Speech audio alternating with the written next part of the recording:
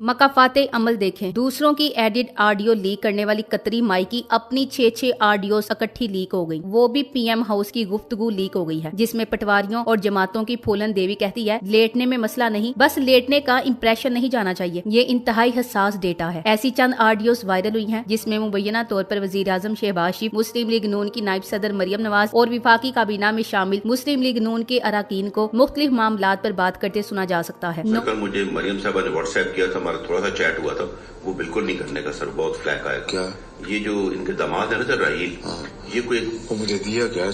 No audio leak. Audios में से 2 audios में जनरल मुशर्रफ के पाकिस्तान आने के हवाले से बात हो रही है शहबाज शरीफ और मरियम नवाज में। मरियम नवाज को बताया गया कि मुशर्रफ को लाया जा रहा है पाकिस्तान, तो मरियम ने कहा ये इंप्रेशन नहीं जाना चाहिए कि हम लेट गए हैं, इसलिए फौरन नवाज शरीफ से हाई मोराल ग्राउंड वाली ट्वीट करवा दी और हजारों पटवारियों ने ट्वीट को लाइक भी कर दिया। यहाँ ये बात जहन में रहे कि जिन ऑडियो की बात हो रही थी वो तो ट्रेलर था। तकरीबन 100 घंटों की ऑडियो है जिसका तामान $3.5 लाख मांगा जा रहा है। ये वजीर आजम और इनकी काबीना मेंबर्स की बातचीत है जो किसी ने लीक की है। मरियम नवाज की शहबाज शरीफ के साथ आर्मी चीफ के मुतालिक ऑडियो लीक सबसे अहम है, जिसमें मरियम नवाज कह रही है कि मेरी जनरल बाजवा से बात हो गई है, परवेज मुशर्रफ को मुल्क में आने दें, डील के तौर पर ये होगा, बदले में नवाज शरीफ की नाअहली और मेरी नाअहली खत्म की जाएगी, जितना जल्दी हो सके ये काम मुकम्मल करें। इसी तरह एक ऑडियो में मरियम कह रही कि हमें पता है कामरान शाहिद के प्रोग्राम में डीजी ने कहा कि मुशर्रफ को आना चाहिए, तो मैंने कहा कि ये ले आए तो ये इंप्रेशन जाएगा कि हुकूमत की कोई रट नहीं, हुकूमत बराए नाम है, और अगर हम रोकेंगे तो इससे मामलात खराब हो जाएंगे। तो मैंने अब्बू को कहा कि आप इन्हें माफ करने का ट्वीट कर दें, आना तो है इसने, जिस पर अब्बू ने फौरन से ट्वीट कर दी और जवाब में पॉलिशी चचा कहता है माशाल्लाह कि बड़ा तीर मारा है भतीजी। तो ये है इनका कुल मिलाकर बयानिया, मतलब अवाम को बेवकूफ बनाओ कि हम चचा के फैसलों में शामिल नहीं, जबकि अंदर खाते ये चल रहा होता। ये होती है civil supremacy. Maryam Nawaz petrol की कीमतों पे कहती हैं कि ऐसा करना नागुज़ीर है, हमें कीमतें बढ़ाना होंगी। इस पर वजीर आजम कहते हैं कि माशी सूरत हाल देखनी होगी। मरियम नवाज कहती हैं कि अंकल हमें साथ साथ किसी और तरीके से आपका इमेज बनाना होगा, ये बहुत अहम है। मरियम नवाज ने वजीर आजम शहबाज शरीफ से मिफ्ता इस्माइल से मुतल्लिक गिले शिकवे किए। मरियम नवाज ने कहा मिफ्ता पता नहीं क्या कर रहा है, हर जगह से शिकायतें आ रही हैं। मरियम ने कहा मिफ्ता जिम्मेदारी भी नहीं लेता और टीवी पर उल्टी सीधी बातें करता है, इसका मजाक उड़ाता है। वजीर आजम ने कहा डार साहब का तो ये है कि कुछ भी हो कंट्रोल कर लेते हैं। मरियम नवाज बोली डार साहब का कंट्रोल है, इन्हें पता है क्या करना है, लेकिन मिफ्ता अंकल इसे ये भी नहीं पता कि जो ये कर रहा है इसके क्या असरात होंगे, ये खतरनाक है हमारे लिए, अल्लाह करे डार साहब आ जाएं। चौधरी बरादरान के दरमियान इख्तलाफात पर भी मरियम और शहबाज की मुबैना ऑडियो सामने आ गई। शहबाज शरीफ और मरियम नवाज ने चौधरी परवेज इलाही को बदमाश करार दे दिया। शहबाज शरीफ ने कहा ये पूरी बदमाशी पर उतरा हुआ है, घर को तकसीम कर दिया, बड़ा भाई जिंदगी भर छोटे भाई की राहें हमवार करता रहा। मरियम नवाज ने कहा अंकल जो अपने भाई का नहीं हुआ वो किसी का नहीं बन सकता, मुझे लगता है मोनिस ने इसे बहुत खराब किया। अहम हुकूमती इदारों की हैकर से बातचीत जारी है। 5 अरब के इवज मजीद ऑडियोस लीक न करने की ऑफर की गई है। ऑफर मजीद बढ़ाने की पेशकश भी हुई है। अगर डील कामयाब ना हुई तो फिर मजीद हसास ऑडियोस भी सामने आ सकती हैं। बहस ये शहरी मेरा मुतालबा है, ये रकम अवाम के टैक्स के पैसे से अदा करने की बजाय इस अमल के जिम्मेदारान यानी हेड्स और टॉप लीडरशिप से ली जाए। क्या ये मजाक है कि वजीर आजम हाउस की 100 से ज्यादा रिकॉर्डिंग इंटरनेट पर बराए सेल दस्तियाब है, जो ज्यादा बोली लगाकर खरीदेगा वो इस हुकूमत के वज़रा और वजीर आजम को ब्लैकमेल कर सकेगा। लिहाजा अब इस हुकूमत का बरकरार रहना एक खुला सिक्योरिटी रिस्क बन चुका है। हमारी स्टेट सिक्योरिटी एक मजाक बनकर रह गई है और ये नहायत ही अलार्मिंग सिचुएशन है। और अब दावा किया जा रहा है कि हैक की गई गुफ्तगू में बशमूल वजीर आजम और दीगर वज़रा के आर्मी चीफ की ऑडियोज भी शामिल है। बहरहाल आप लोग मीम्स बनाओ या जो भी कहो, लेकिन ये मुकम्मल इंटेलिजेंस फेलियर है और इस पे जिम्मेदारान को रिजाइन करना चाहिए। इन्होंने सियासत में मुल्क की सिक्योरिटी का मजाक बनाकर रखा है। वजीर आजम हाउस में होने वाली गुफ्तगू में से 100 से भी ज्यादा ऑडियो टेप हैकर्स के हाथ लग गई हैं। कुल 8 GB डेटा है जिसमें वजीर आजम समेत दीगर बहुत से हसास ऑडियो टेप शामिल हो सकती हैं, जिसमें से 8 या 9